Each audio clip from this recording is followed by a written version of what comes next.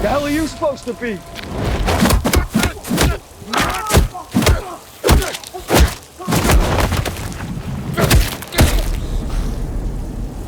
I'm vengeance. Hey guys, I thought I'd talk to you real quick about DC FanDome, which I thoroughly enjoyed yesterday. I don't know if you guys caught any of the panels or any of the reveals, but I sat down and I watched almost all of it, and a huge chunk of it, my kid was right here beside me, and it was pretty cool. It was like being able to attend Comic-Con, San Diego Comic-Con, and sit in Hall H and be entertained by panels and cool reveals all day long.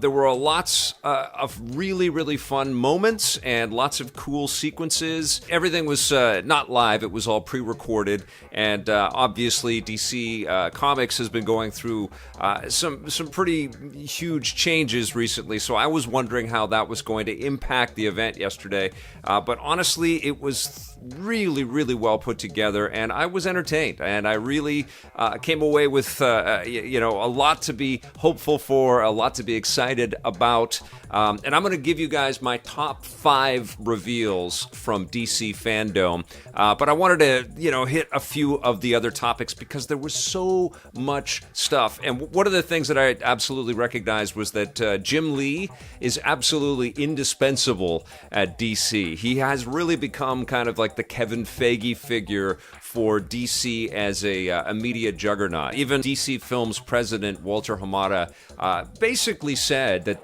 the buck stops with Jim. He has to kind of make sure that there is integrity across the things that they're investing in. Really, Jim is the great sort of, he's the center of everything, so he has to know everything that we're doing in features, everything that's happening in TV, and everything funnels to him.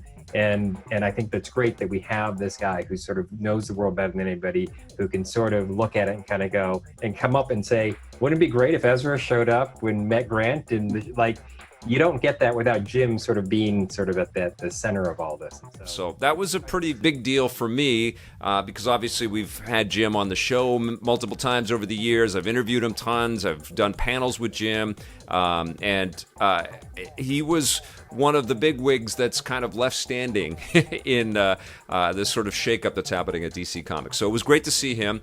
I loved, things like the Shazam title reveal for the sequel. We didn't really get much in the Zachary Levi-led panel, but we got the title for Fury of the Gods for the second movie. We also found out that Sinbad is almost assuredly going to have at least a small part in Shazam 2, Fury of the Gods. Looking forward to that movie. It was great to learn in the Titans panel for season 3 that they're going to have Barbara Gordon and Scarecrow show up in that season. Psyched about that. Also psyched to learn that Mirror Master is going to be a part of the Flash. We found out about that in the Flash panel. I was very happy to see the trailer for the Snyder Cut for Justice League. A lot of things in the cut look very similar to what we have seen in the movie, but there was enough new imagery there to entice me for sure.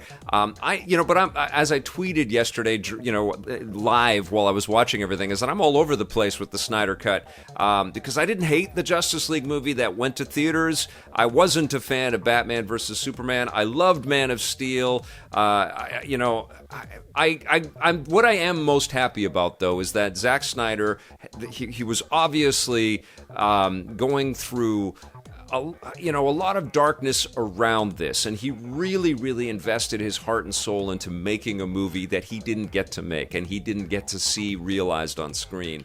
And I love that he is being given a second chance. And I'm also very happy for everybody that has been so, passionate about getting this thing done and getting this thing made and seen. My real hope here, though, is that it's a great film, and it does service to all of these characters. Obviously, that was a big key pillar moment for DC FanDome yesterday, and a lot about it makes me very happy, but I don't think it's in my top 5 of the moments yesterday. I was also very happy to see Milestone Comics come with actual dates when new content is going to be coming out. We're going to be getting a Static Shock film and Static Shock series and new books and graphic novels. And I interviewed Reggie Hudlin about Milestone coming back a few years ago, and then it's just been radio silence. So very happy that they're pushing forward on some new milestone stuff, and I can't wait to read some of those things. Obviously, somebody that's incredibly psyched about all of this DC stuff is The Rock. Dwayne Johnson had a Black Adam panel, and we got to see some concept art,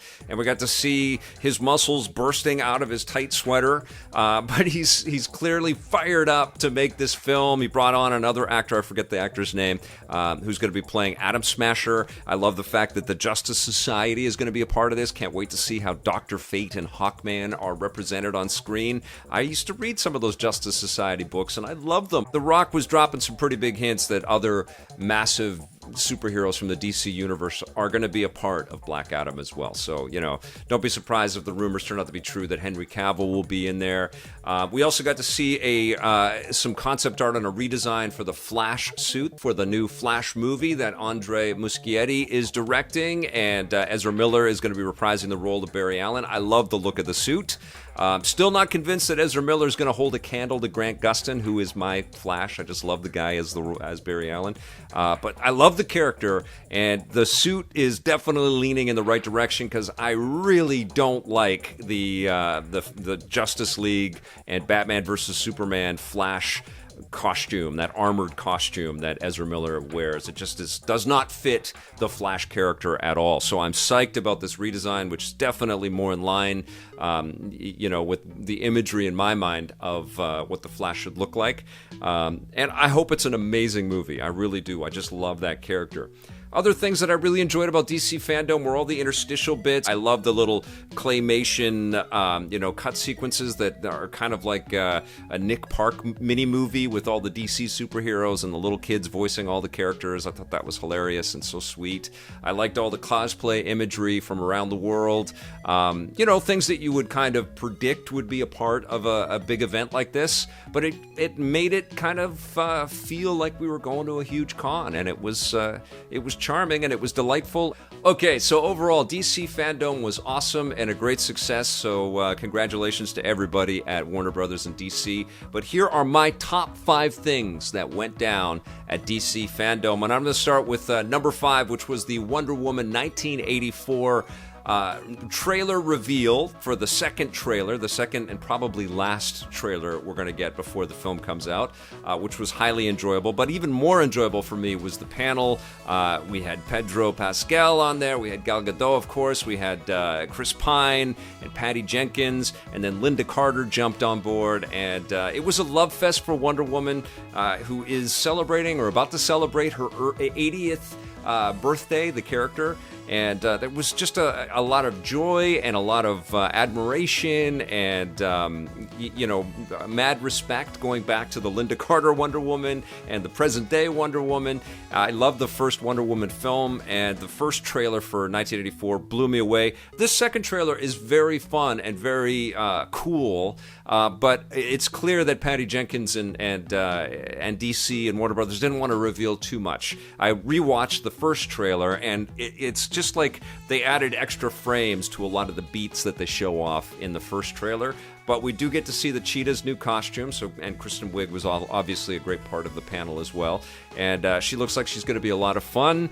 I love the 80s energy of the movie, and Chris Pine has the best lines. He's like comic relief, He's a fish out of water, and he wears the wrong things, and he says the wrong things. He's kind of like, Captain America when they shot him into the future. It's that same kind of vibe. So I'm very, very excited to see this film come together. It looks like it's just going to be a super cool, superhero experience, but also there's going to be a great sort of charm about it. But that panel and that trailer was a lot of fun. That's why it's number 5. Number 4 for me was the long-awaited reveal of what Warner Brothers Montreal has been up to. We all expected them to be making a Court of Owls Batman Arkham game.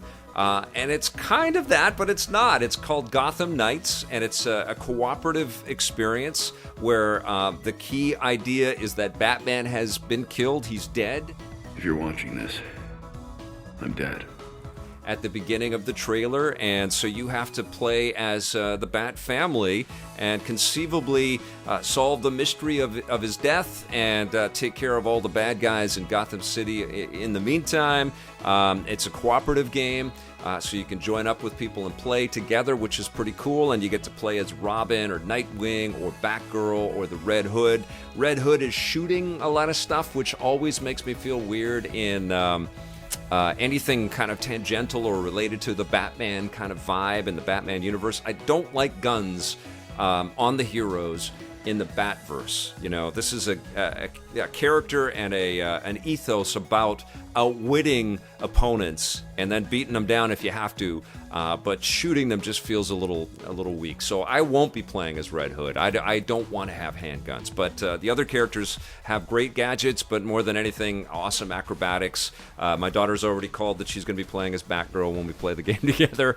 It looks phenomenal. There's some really beautiful visuals in it. It also looks like it's leaning heavily into role-playing mechanics and keeping us engaged and leveling up all these characters for a long time. And we get some vehicles and stuff too, so I can't wait for that. I happen to love Batman Arkham Origins. I don't think it's as good as the Rocksteady stuff, but I think Warner Brothers Montreal did an incredible job with Arkham Origins. It was still super fun and a great story and great sequences, and I've been waiting on pins and needles to find out what the heck these guys have been up to, and then the fact that we get Court of Owls content in there, so, I don't believe that Batman or Bruce Wayne are gone. I think we're going to find them, and then we'll get to be Batman in the game too. Can't freaking wait. That is going to be awesome. So that was number 4 for me. Number 3 was James Gunn's amazing panel for the Suicide Squad, where he had every cast member on, and it was so loopy and silly and crazy, and lots of great anecdotes. I can't name every actor in this thing. But Idris Elba's in there, and Nathan Fillion is in there, and Sean Gunn is in there. I love that they were teasing Michael Rooker mercilessly. Everybody looks cool. The fact that there's a polka dot man and King Shark looks amazing. They showed us a little bit of the movie in action, but they showed a lot of behind the scenes stuff, which was really fun to see. But more than anything, what came out of that panel was the camaraderie and the sense of fun and humor. It was really cool. It was just a delight to watch the panel, and I can't tell you what the movie's going to be about. I can tell you that I really despised that first Suicide Squad film, and if you told me that a sequel was coming, well, you did, and I told you that a sequel was coming, and I was not psyched about it until yesterday.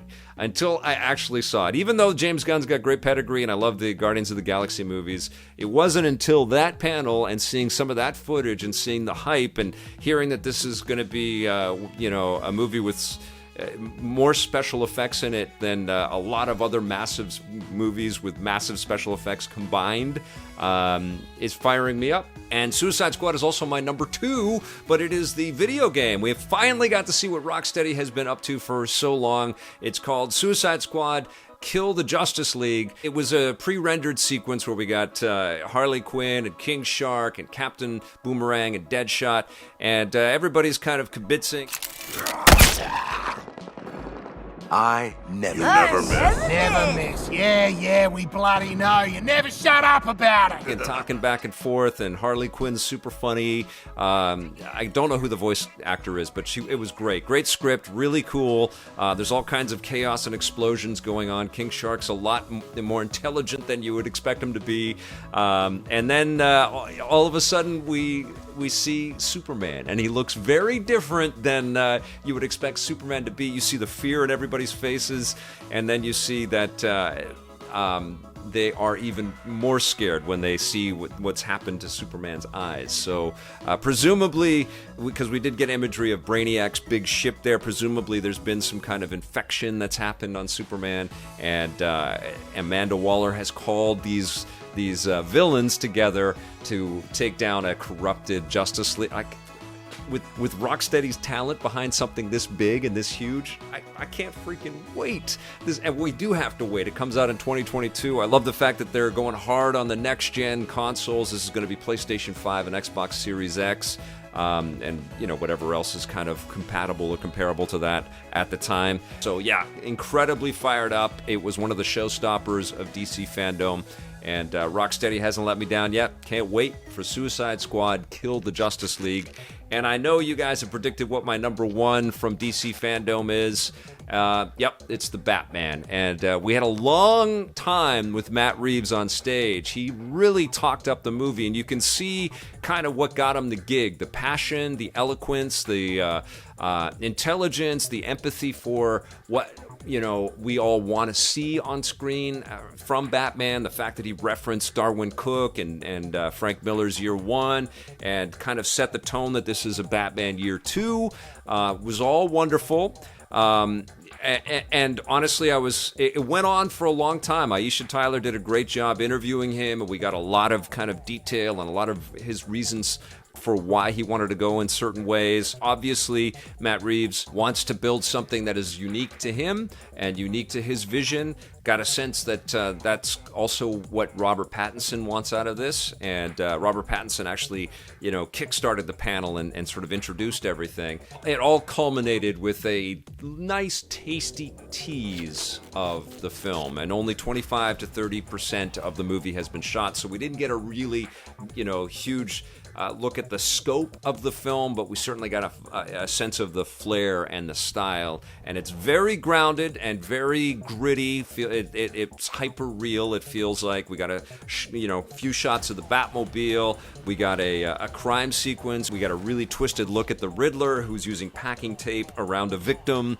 There's clues and riddles on walls and in greeting cards. I believe, and I don't know if this is true, but I believe Colin Farrell is mixed in the imagery as the Penguin, although it's not like a front and center kind of shot, and he's totally unrecognizable.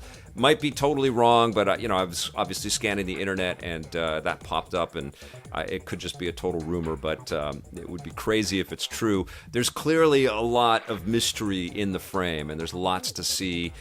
We get a sense of the ferocity of this Batman, and also the rawness of this Batman. He gets challenged by a group of thugs, which are all wearing kind of face paint. I don't know if it's supposed to evoke the Joker or whatever, but they ask him, what is he? The hell are you supposed to be?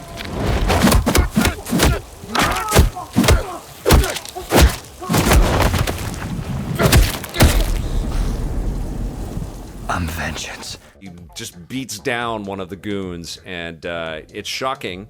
But that's kind of what Batman in real life would be. I find the costume looks a little bit like the Arkham, asylum type costume, which is cool. It certainly looks like he assembled it, and it's very gritty and very real. I do kind of wish that it would lean in the direction that the Ben Affleck Batman suit kind of leans in, which seems to project athleticism and acrobatic kind of opportunities. And we see so much of Robert Pattinson's jawline. Got a jawline like that, probably want to show it off.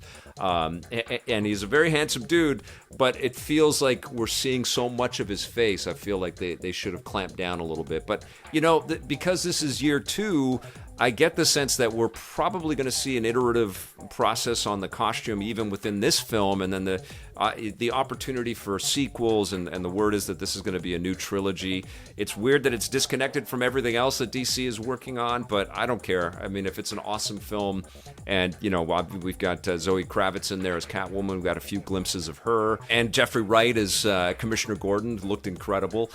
I can't wait, man. I mean, the movie just looks amazing. It's going to be coming out next October, and it's supposed to be kind of framed around the long Halloween, that idea of multiple bad guys all sort of leading to the big bad. There's going to be lots of secrets and lots of surprises, and I think the challenge for WB and DC is to kind of keep a lid on all the secrets. But the world woke up, and I think everybody is incredibly excited by what Matt Reeves is working on for the Batman. I loved all the titling and everything too, and the music. Cannot wait.